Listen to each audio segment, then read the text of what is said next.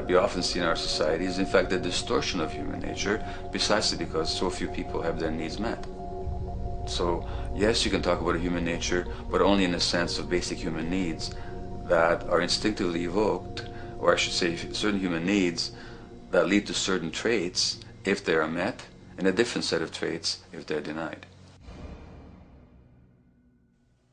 So, when we recognize the fact that the human organism, which has a great deal of adaptive flexibility, allowing us to survive in many different conditions, is also rigidly programmed for certain environmental requirements or human needs, a social imperative begins to emerge. Just as our bodies require physical nutrients, the human brain demands positive forms of environmental stimulus at all stages of development, while also needing to be protected from other negative forms of stimulus. And if things that should happen do not, or if things that shouldn't happen do, it is now apparent that the door can be opened for not only a cascade of mental and physical diseases, but many detrimental human behaviors as well. So as we turn our perspective now outward and take account for the state of affairs today, we must ask the question, is the condition we have created in the modern world actually supporting our health? Is the bedrock of our socioeconomic system acting as a positive force for human and social development and progress? Or is the foundational gravitation of our society actually going against the core evolutionary requirements needed to create and maintain our personal and social well-being?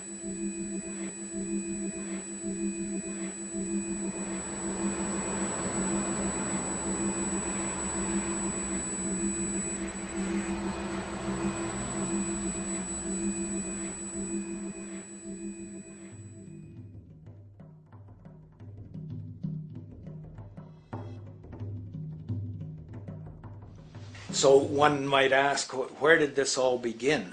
What we have today, really a world in a state of cumulative collapse. You get it started with John Locke. And John Locke introduces property, and he has three provisos for just private right and property. And the three provisos are that there must be enough left over for others, and that you must not let it spoil, and that you, most of all, must mix your labor with it.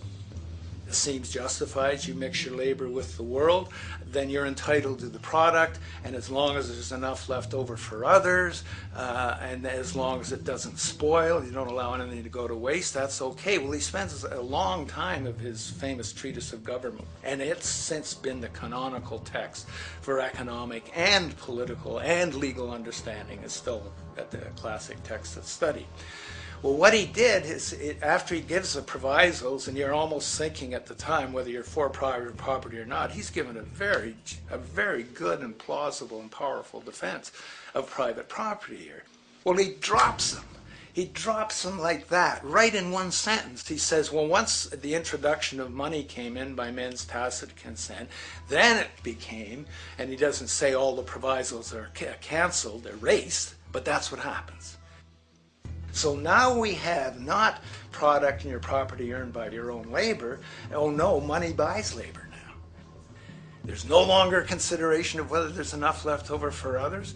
There's no longer consideration of whether it spoils, because he says, well, money's like silver and gold can't spoil, therefore monies can't be responsible for waste, which is ridiculous. We're not talking about money and silver, we're talking about what its effects are. It's one non sequitur after another. Just the most startling logical legerdemain that he gets away with here. But it fits the interests of capital owners. Then Adam Smith comes along, and what he adds is the religion to this. Locke started with God made it all this way. This is God's right. And now we get also with Smith coming along, he says it's not only God's, I mean, he's not saying this, but this is what's happening philosophically in principle.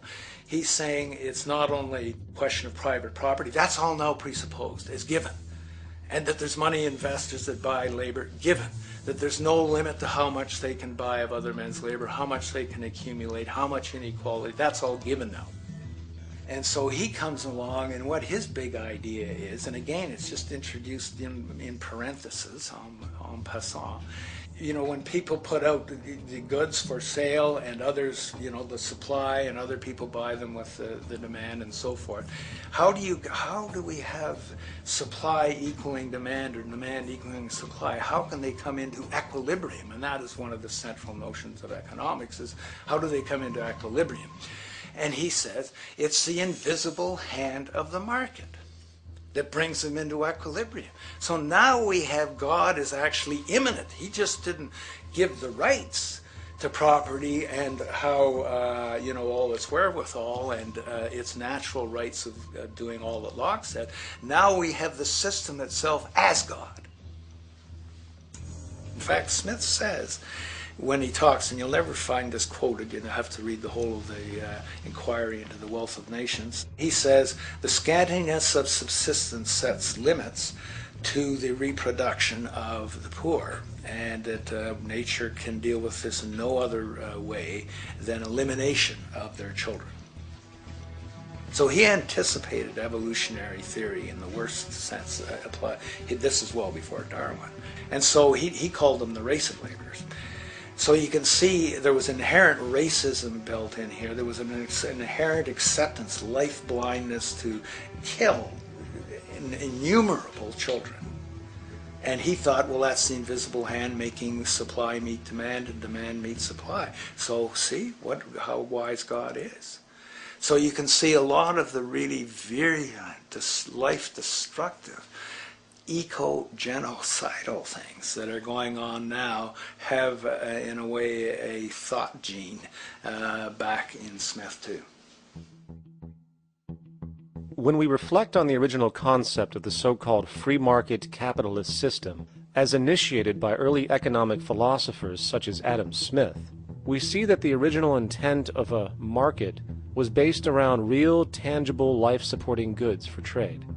Adam Smith never fathomed that the most profitable economic sector on the planet would eventually be in the arena of financial trading, or so-called investment, where money itself is simply gained by the movement of other money in an arbitrary game which holds zero productive merit to society. Yet, regardless of Smith's intent, the door for such seemingly anomalous advents was left wide open by one fundamental tenet of this theory. Money is treated as a commodity in and of itself. Today, in every economy of the world, regardless of the social system they claim, money is pursued for the sake of money and nothing else.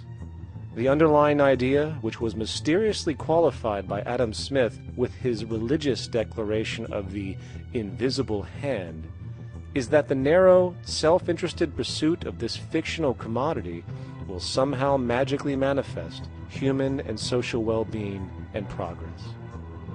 The reality is that the monetary incentive interest, or what some have termed the money sequence of value, has now completely decoupled from the foundational life interest, which could be termed the life sequence of value. What has happened is that there's a complete confusion in economic doctrine between those two sequences. They think that the money sequence of value delivers the life sequence of value, and that's why they say if more goods are sold, if GDPs rise and so forth, therefore there'll be more well-being, enhanced well-being. We take the GDP to be basically our indicator of social health. Well, there you see the confusion. It's talking about money sequences of value, that is all the receipts, all the revenues that are derived from selling goods, and they're confusing that with life reproduction, so that you have built right into this thing from the beginning is a complete conflation of the money and life sequences of value. So we're dealing with a kind of structured delusion that becomes more and more deadly as the money sequence decouples from producing anything at all. So it's a system disorder, and the system disorder seems to be fatal.